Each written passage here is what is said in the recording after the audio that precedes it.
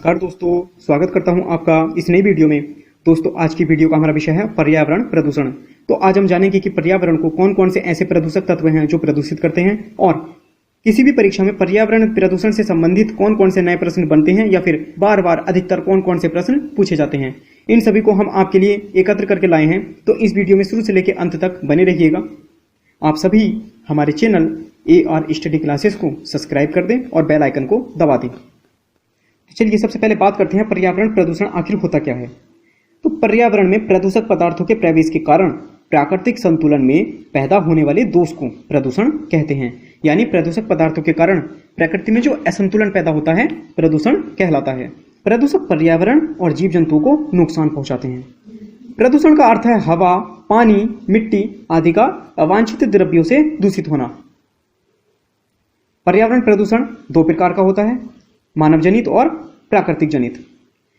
और इन दोनों के आधार पर यह तीन भागों में बांटा गया है, ठोस के आधार पर, द्रव के आधार पर और गैस के आधार पर। यानी ये तीन तरह के ऐसे द्रव्य होते हैं जो पर्यावरण को प्रदूषित करते हैं।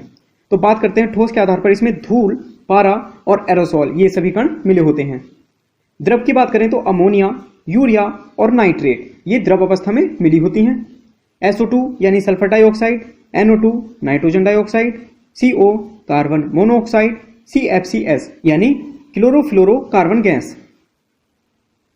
प्रदूषण के प्रकार, तो इसमें कुछ महत्वपूर्ण प्रकार प्रदूषण के हम आपके लिए लाए हैं जो परीक्षाओं में अधिकतर जिनसे प्रश्न बनते हैं, जिनमें वायु प्रदूषण, जल प्रदूषण, ध्वनि प्रदूषण और रेडियो एक्टिव प्रदूषण। तो सबसे पहले हम बात करते हैं वायु प्रदूषण की। वायु प्रदूषण को प्रदूषक के आधार पर दो भागों में बांटा गया है। पहला है इसमें प्राथमिक प्रदूषक, जिन्हें जलाने पर सीधे वायुमंडल प्रदूषित होता है। यानी अगर हम कोयले को जलाएं तो कार्बन डाइऑक्साइड गैस और सल्फर डाइऑक्साइड गैस सीधे कोयले से निकलकर वायुमंडल को प्रदूषित करती है। उसके बाद आता है द्वितीयक प्रदूषक। द्वितीयक प्रदूषक वह होते हैं जब प्राथमिक प्रदूषक आपस में क्रिया या प्रतिक्रिया करते हैं, तब यह वायु में बनते हैं। वायु में बनने का कारण यानी ऑक्सीजन से क्रिया करते हैं। जैसे सल्फर डाइऑक्साइड ऑक्सीजन से क्रिया करके सल्फर ट्राइऑक्साइड में परिवर्तित हो जाती है, जो कि अम्ल वर्षा का एक मुख्य कारण है। कुछ अन्य गैसें, परीक्षाओं में किस तरह से प्रश्न गैसों से संबंधित पूछे जाते हैं, इस आधार पर यह सभी ध्यान से देखिएगा। कार्बन मोनोऑक्साइड यानी CO, सिगरेट का धुआं, अपूर्ण जीवाश्म या ईंधन दहन से यह निकलती है। परीक्षाओं में प्रश्न इस तरह से बनते हैं कि आपको 4 विकल्प दे दिए जाएंगे और उसमें एक विकल्प सही होता है कि कार्बन मोनोऑक्साइड का स्रोत क्या है, तो उसमें से आपको वह सही विकल्प छांटकर लिखना होता है। कार्बन डाइऑक्साइड यानी CO2 ग्रीन हाउस गैस है, ईंधन के दहन से निकलती है, जीवाश्म दहन और जंगल की आग से यह निर्मित होती है। मीथेन यानी CH4 की हम बात करें तो ग्रीन हाउस गैस है, यह भी कचरे के ढेर, धान के खेत और सड़ी गली वनस्पति से उत्पन्न होती है। क्लोरोफ्लोरोकार्बन CFCS गैस, यह एयर कंडीशनर यानी AC और फ्रिज से निकलती है, जो कि ओजोन परत को नुकसान पहुंचाती है, उसके क्षय का कारण बनती है। सल्फर डाइऑक्साइड यानी SO2 जीवाश्म ईंधन गैस है, सक्रिय ज्वालामुखी से निकलती है और अम्ल वर्षा में सहायक है।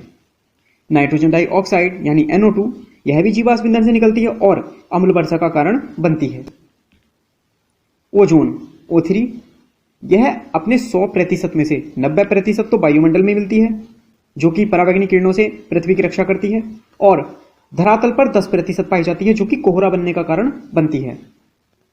इसके अतिरिक्त सूक्ष्म कण जैसे सीसा, लेड यानी PB यह स्वचालित वाहन से निकलते हैं और कैंसर उत्पन्न पाचन तंत्र पर प्रभाव डालते हैं।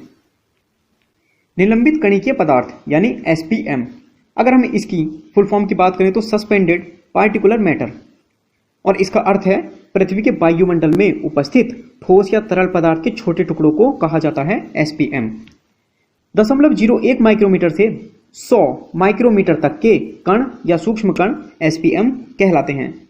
यह धूल और धुएं में मिले होते हैं, बहुत सूक्ष्म होते हैं, और भारत में PM 2.5 से PM 10 तक माना जाता है। यानी भारत का जो पर्यावरण है उसमें जो धूल और धुएं में निलंबित कणिकीय पदार्थ मिले हुए माने जाते हैं, उनकी जो माप है वह 2.5 माइक्रोमीटर से 10 माइक्रोमीटर तक की है। यूरो मानक क्या है? तो इसका अर्थ है यूरोपीय उत्सर्जन मानक। यानी यह प्रदूषण संबंधी नियम है जो यूरोप में सभी वाहनों पर लागू किए जाते हैं। यूरोप के जितने भी समस्त देश हैं सभी पर यह प्रदूषण के नियम लागू होते हैं। और भारत की अगर बात करें तो भारत में इसे BS मानक के नाम से जाना जाता है, जिनमें BS1, BS2, BS3 और BS4 सम्मिलित हैं। BS4 मानक जान लीजिए, परीक्षाओं में इस तरह से ही प्रश्न बनते हैं। तो BS4 मानक है 2000 सीसी के डीजल वाहनों पर रोक, यानी 2000 सीसी के जो डीजल वाहन हैं उन पर प्रदूषण संबंधी नियम लगाकर रोक लगा दी गई है। सफर मोबाइल ऐप क्या है? भारत की वायु की गुणवत्ता जांच करने वाली पहली मोबाइल ऐप है। यह पर्यावरण मंत्री हर्षवर्धन ने शुरू की थी और इसमें वायु की गुणवत्ता की जांच करने के लिए 3 आधार पर प्रारूप शामिल थे।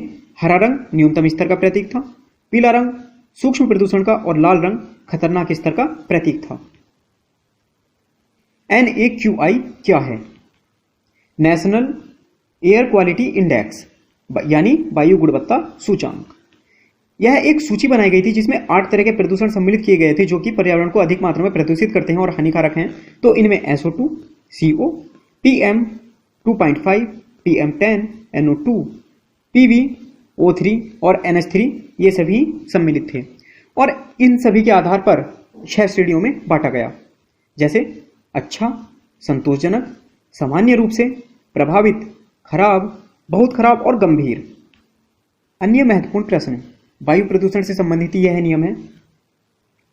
सर्वप्रथम 1980 में पाया गया कि दक्षिणी ध्रुव विस्तारों में ओजोन स्तर का विघटन 40 से 50% हुआ है, यानी ओजोन परत में छिद्र हो गया है जिसे ओजोन छिद्र या ओजोन होल कहते हैं।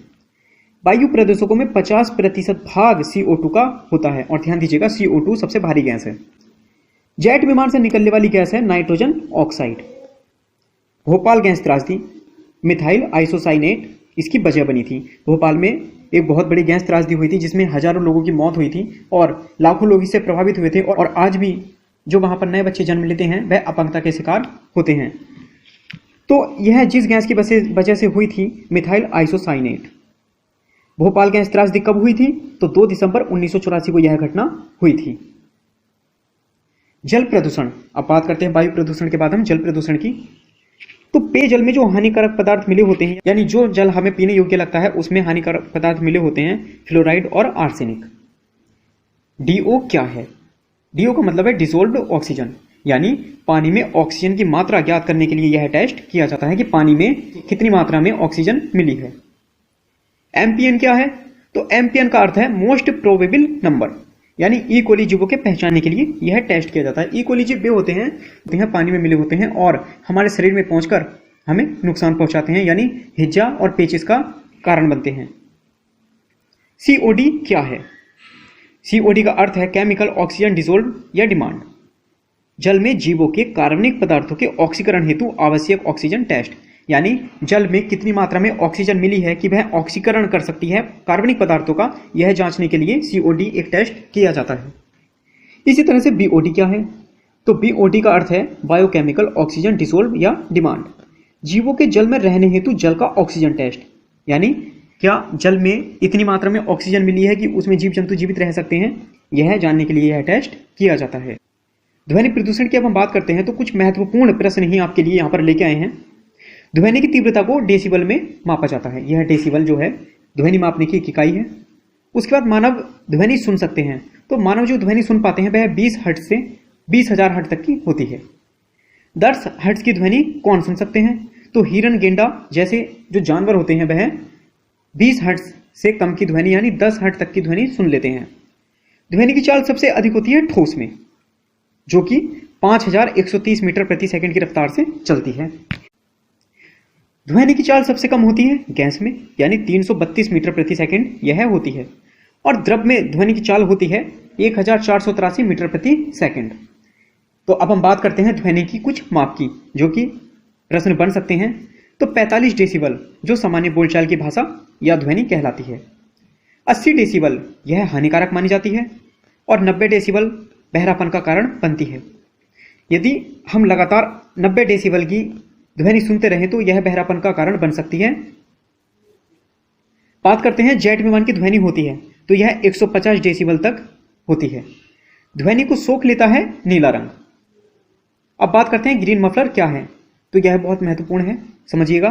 सड़कों के किनारे खड़े हरे भरे पौधे जो ध्वनि को सोखने का कार्य करते हैं, यानी जो सड़कों के दोनों ओर हरे पौधे लगते हैं जो प्रदूषण या ध्वनि होती है उनको सोखने का कार्य करते हैं, इसलिए है ग्रीन मफलर, इन्हें नाम दिया गया है। रेडियो एक्टिव प्रदूषण। रेडियो एक्टिव प्रदूषण में कुछ महत्वपूर्ण तथ्य ही आपके लिए जुटाकर लाए हैं, तो समझिएगा। फुकुशिमा रिएक्टर विस्फोट, यह जापान में हुआ था। एक कंपनी के सिलेंडर में आग लग गई जिसमें हाइड्रोजन गैस भरी थी और वह लीक होने लगी, जिससे विश्व युद्ध के बाद जापान की सबसे बड़ी त्रासदी उत्पन्न हुई। चेरनोबिल रिएक्टर, यह अप्रैल 1986 की घटना है जो कि यूक्रेन में हुई थी, और यह भी हाइड्रोजन गैस संबंधी एक घटना थी जो कि कंपनी के सिलेंडर के लीक होने के कारण हुई थी। थ्री मोरल रिएक्टर, संयुक्त राज्य अमेरिका की यह घटना थी और हाइड्रोजन गैस इसका कारण था। तो दोस्तों, इस वीडियो में हमने पर्यावरण प्रदूषण से संबंधित सभी तथ्यों को आपके सामने पेश किया है। तो अगर आपको ये वीडियो अच्छी लगी हो तो प्लीज इस वीडियो को लाइक करें और शेयर करना ना भूलें। हमारे चैनल AR स्टडी क्लासेस को सब्सक्राइब कर दें और बेल आइकन को दबा दें। और हाँ, पर्यावरण से संबंधित कोई भी वीडियो आप हमारे चैनल AR स्टडी क्लासेस पर जाकर देख सकते हैं। धन्यवाद।